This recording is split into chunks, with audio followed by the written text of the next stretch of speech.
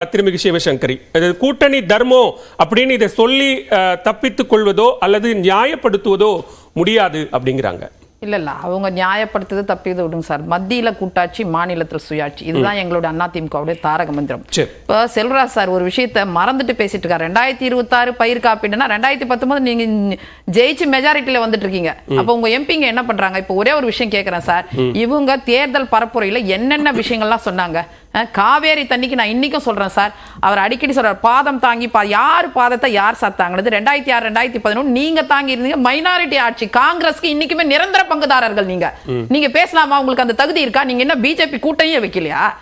போற இடங்கள்லாம் சார் அவர் முதலமைச்சரா இருக்கட்டும், அவர் மகனா இருக்கட்டும், போற இடத்துல என்ன பரப்புரை வைக்கிறீங்க? ஒரு மோசமான பரப்புரை. என்ன சாதனைகள் சொல்லுங்க. நாங்க கொண்டு வந்த அற்புதமான திட்டங்களுக்கு ஸ்டிக்கர் ஒட்டினது தான் உங்களுடைய சாதனை.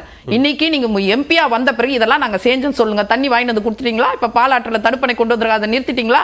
மேகதாது பிரச்சனையை நிறுத்திட்டீங்களா?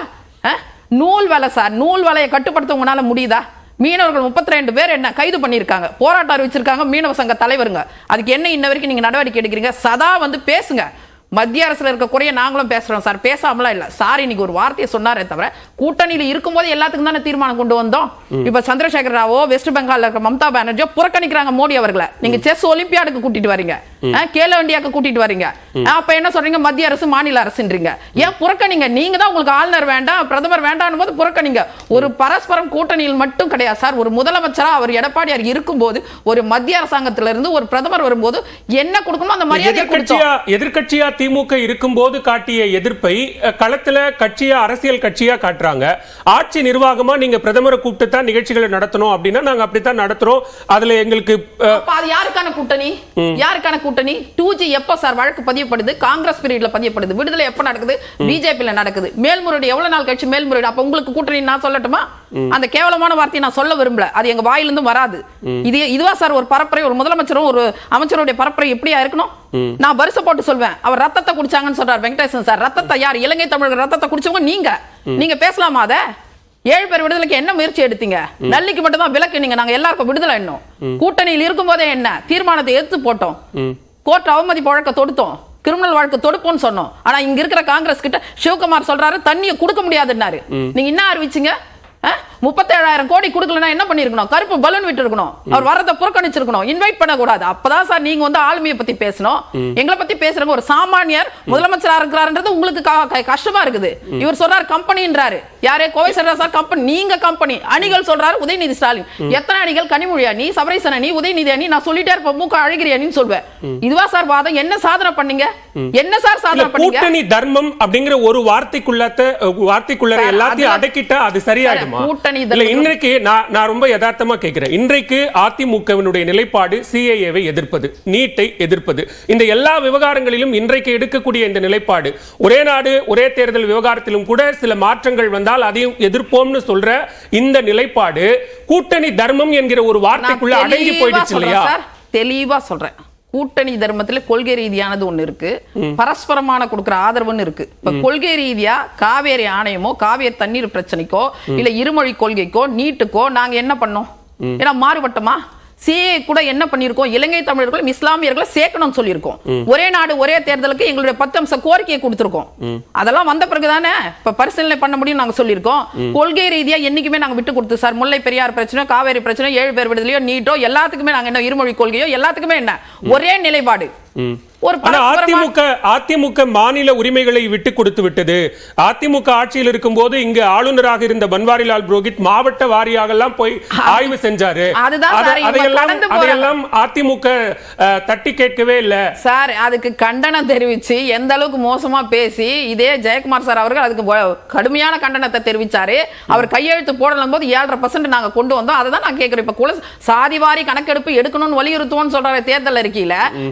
குலசேகரன் கமிஷன் நாங்க அமைச்சிட்டு போனோமே, அதை கால நீட்டிப்புக்கு ஏன் செய்யல? நீங்க எதுக்கு செய்யல? ஏன் இரட்டை வேடம்? உங்களோட வேடம் என்ன?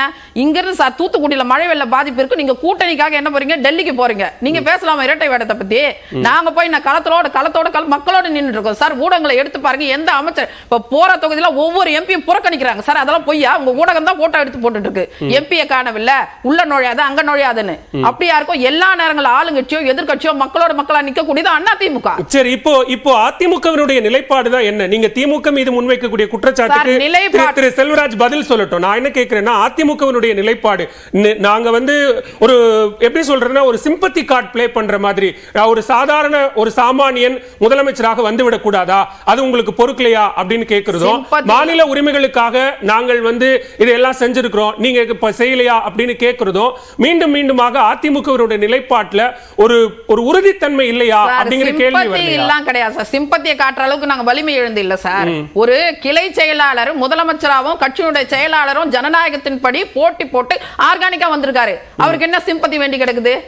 உங்களுடைய மனநிலையை சொல்றேன். நீங்க எப்படின்னா மன்னராட்சி தத்துவத்தின்படி அப்பா புள்ள பேரன் வந்துட்டு இருக்கீங்க. நாங்க அப்படி இல்ல. ஜனநாயகப்படி இந்தியால ஒரே கட்சி அதிமுக. நாங்க ஏன் சிம்பத்தி கார்டு ப்ளே பண்றோம்? நான் தான் சொல்றேன், கொள்கை ரீதியா எந்த நேரத்திலயும் நாங்க விட்டு கொடுக்கல சார். இன்னைக்குமே அதான் சொல்றேன். கூட்டணிக்குள்ள ஆனா இனிமேல் தவறு செய்தால் தட்டி கேட்போம்னு சொல்கிற திரு எடப்பாடி பழனிசாமி, அதிமுக களத்திலேயே இல்ல, அதிமுக வேட்பாளர்களே இல்லாமல் எங்க கட்சியிலிருந்து போன வேட்பாளர்களை எல்லாம் வேட்பாளர்களை அறிவிச்சிருக்காங்க அப்படின்னு சொன்ன விமர்சனத்துக்கு இதுவரைக்கும் பதிலே சொல்லல. எந்த வேட்பாளர்?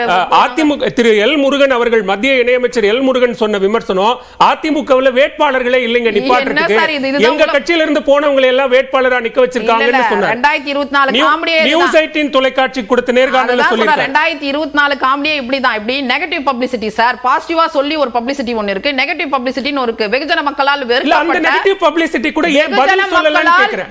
ஏன் பதில் சொல்லலன்னு கேக்குறேன். அதுதான் சார், நாங்க எங்களுக்கு தலைக்கு மேல வேலை இருக்கு சார். நாங்க களத்துல இருக்கிறோம். 2,19,00,000 களத்திலே இல்லாத ஒருத்தருக்கு பதில் சொல்ல வேண்டிய அவசியம் இல்ல. வலிமையா திரு எடப்பாடி பழனிசாமி அதிமுக பொதுச் செயலாளராக எந்த அணியும் இல்லாமல் வலிமையாக இருக்கிறார் என்று சொன்னால், களத்துல பரப்புரை களத்துல எழக்கூடிய குற்றச்சாட்டுகளுக்கு 2024 மிகப்பெரிய காமெடி எதுனா இதுதான். எங்களுடைய கட்சியில 2,19,00,000 பேர் இருக்காங்க. எத்தனை பேர் கிளை செயலாளர், இணை செயலாளர், கட்டமைப்புள்ள ஒரு கட்சி பாடி பாத்தீங்கன்னா கிட்டத்தட்ட அதிமுக போல எங்கேயுமே அவ்வளவு ஸ்ட்ராங்கா இருக்கா சார். கிளையில இருந்து ஆரம்பிச்சு மாவட்டம் வரைக்கும் அவர் சொல்றதுக்கு என்ன முகாந்திரம் இருக்கு? அதான் சொல்ற negative publicity sir. Negative publicity பண்ணி தான் ஏதோ 1-2 பரிதாப ஓட்டு வாங்க முடியும்னு அவங்க பாப்பாங்க. நாங்க அப்படி இல்ல. அங்க களத்துல வேலை செஞ்ச விஷயங்களை மக்கள் கிட்ட கொண்டு போய் சொல்லி, இன்னைக்கு பாருங்க புயல் தென் மாவட்டங்கள் கொந்தளிச்சு போயிருக்காங்க. ஆனா அங்க களத்துல இருந்தது எங்களோட நிர்வாகிகள். சரி, அடுத்த சுற்றுல பேசலாம். திரு கார்த்திகேயன், இங்க தொடர்ச்சியா நீங்கள் உட்பட எல்லாரும் எழுப்பி வந்த கேள்விதான், ஏன் இதுவரைக்கும் இன்னும் இபிஎஸ் பேசவே இல்ல, அவர் ஏன் விமர்சனம் வைக்கவே இல்லை அப்படின்னு.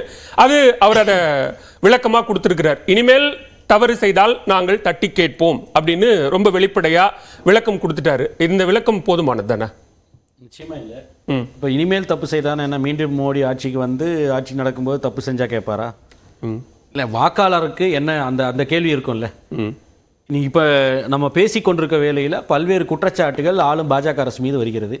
எந்த 2G ஊழல் எதிர்த்து அம்மையார் ஜெயலலிதா அவர்கள் வந்து அவ்வளவு வந்து பேசினாங்களோ, அதை ஒரு ஆட்சிக்கு எதிரான கடுமையான விமர்சனத்தை வைத்து 37 எம்பிக்களை ஜெயிச்சாங்களோ, அந்த உச்சநீதிமன்ற தீர்ப்புக்கு நேர்மாறாக 2G ஸ்பெக்ட்ரம் வந்து ஸ்பெக்ட்ரம் ஆக்ஷனுக்கான கொள்கையை வந்து பைபாஸ் பண்ணி, உச்சநீதிமன்ற தீர்ப்பை பைபாஸ் பண்ணி, எந்த ஒரு ஏலமும் இல்லாமல் ஒன்வெப் இந்தியா என்ற நிறுவனத்திற்கு, பாரதி ஏர்டெல் சம்பந்தப்பட்ட நிறுவனத்திற்கு 150 கோடி ரூபாய் தேர்தல் பத்திரம் பெற்றுட்டு அவர்களுக்கு ஏலமே இல்லாமல் கொடுக்குது ஒன்றிய அரசு.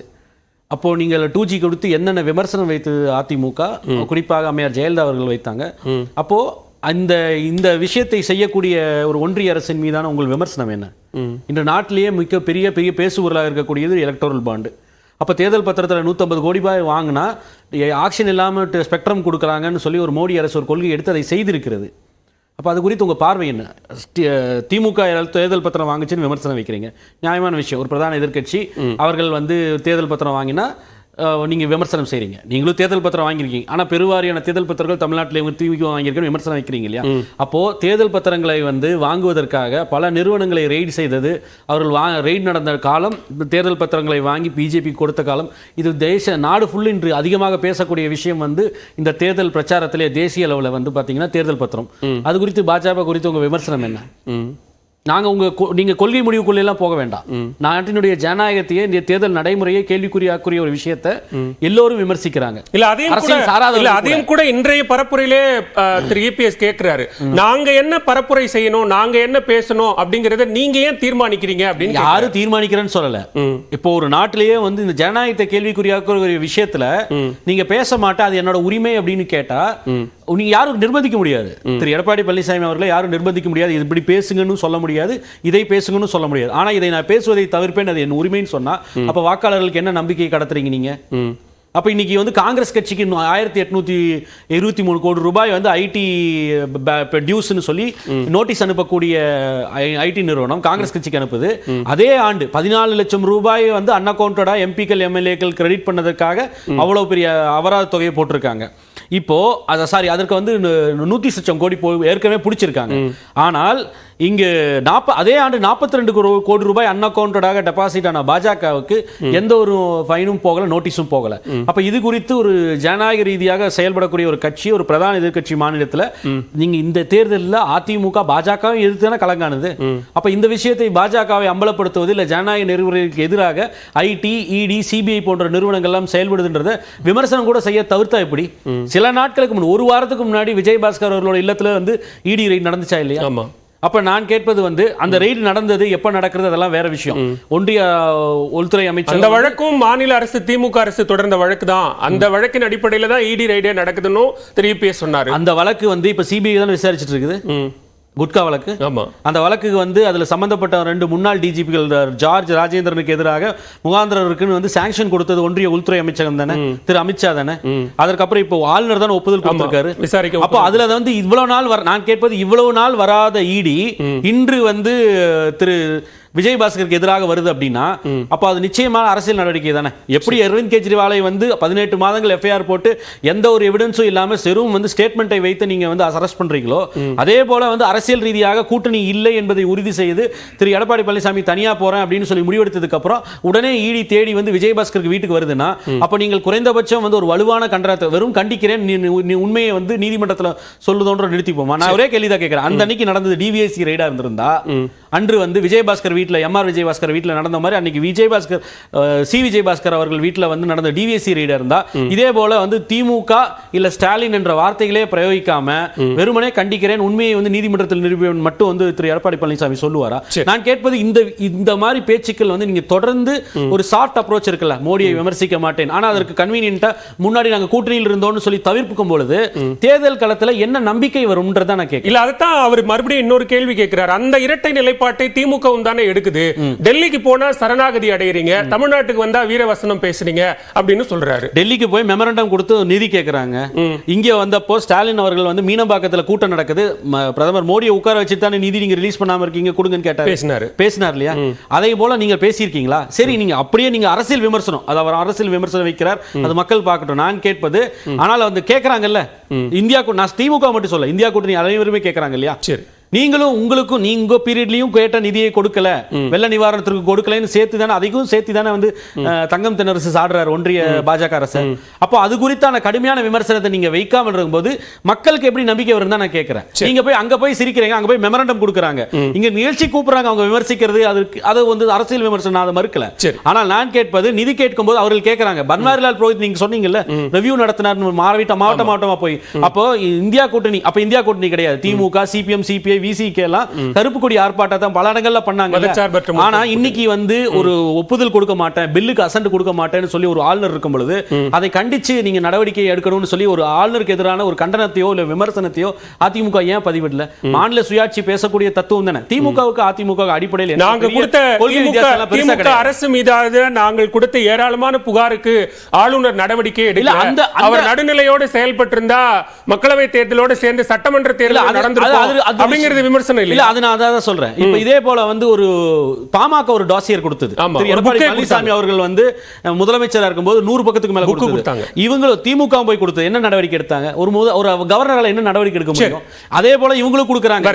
அது வந்து அந்த விமர்சனத்தை நான் ஏத்துக்கிறேன். இந்த கவர்னர் நடவடிக்கை எடுக்கலன்னு கவர்னர் மேல விமர்சிங்க. ஆனா மாநில சுயாட்சிக்கு எதிராக இங்க இருக்கக்கூடிய தேர்ந்தெடுக்கப்பட்ட சட்டமன்றத்திற்கு அவர் ஒரு பாஸ் பண்ண பில்லுக்கு ஒப்புதல் தர மாட்டேன், இல்ல நான் கிளிவையில போட்டுருவேன், இவரே ஒரு அமைச்சரை நீக்குவேன் சொல்லும் பொழுது அப்ப நீங்க மாநில சுயாட்சி பேசக்கூடிய கட்சியாக அண்ணா பேர்ல முரண்பட்ட கவர்னர் வேண்டான்றது உங்க நிலைப்பாடா இல்ல கவர்னர் இருக்கணும் முதலமைச்சர் ஆலோசனை படி இருக்கணும்ன்றது உங்களுடைய நிலைப்பாடா? இதான் நாங்க இரட்டைப்பால நிலைப்பாடு. திமுகவுடைய நிலைப்பாடு கவர்னர் வேண்டாங்கிறது தான். அது உங்களுக்கு நல்லாவே தெரியும். பாலுக்கு திமுகவுடைய நிலைப்பாடு ஆளுநர் வேண்டாங்கிறது ரொம்ப உறுதியா இருக்காங்க. என்ன சொல்றீங்க? வேண்டான்றது எங்க நிலைப்பாடு. ஆனா முதலமைச்சர் ஆலோசனை படி இருக்கணும்னு ஏன் கூட சேர்த்துக்கிறீங்க? ஆளுநருக்கான அந்த அதிகாரத்தையே ரத்து செய்யணும்னு சொல்லிருக்காங்க. ஆர்டிகல் 361 ஸ்கிராப் பண்ணனும்னு சொல்லிருக்காங்க. இல்ல விஜயபாஸ்கர் அவர்களுக்கு கண்டனம் தெரிவிச்சிட்டார் எடப்பாடி. அதான் சொல்ற பாலுக்கும் காவலும் பூனைக்கும் தோழன். இதுதான் இரட்டை நிலைப்பாடு.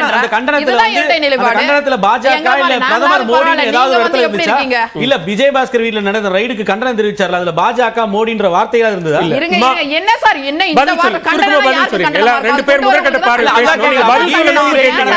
மேல ரைடு விட்டு கீழ 65 சீட் வார்த்தை இல்லாம இதே மாதிரி மேல ரைடு விட்டு கீழ 65 சீட் ஃபிக்ஸ் பண்ணாங்க. நடந்தா பதில் சொல்லணும்னு நேரம் கேட்டீங்க. பதில் சொல்லுங்க. 5 சீட்டோட முடிச்சோம். 5 சீட்டோட முடிச்சோம். 65 சீட் யாருக்கு பயந்து கொடுத்தோம்? மேல ரைடு விட்டு கீழ 65 சீட். நான் முரண்பட்ட பார்வை வாங்கிக்கிறேன். ஆளுமையோட தான் இன்ன வரைக்கும் இருக்கோம்.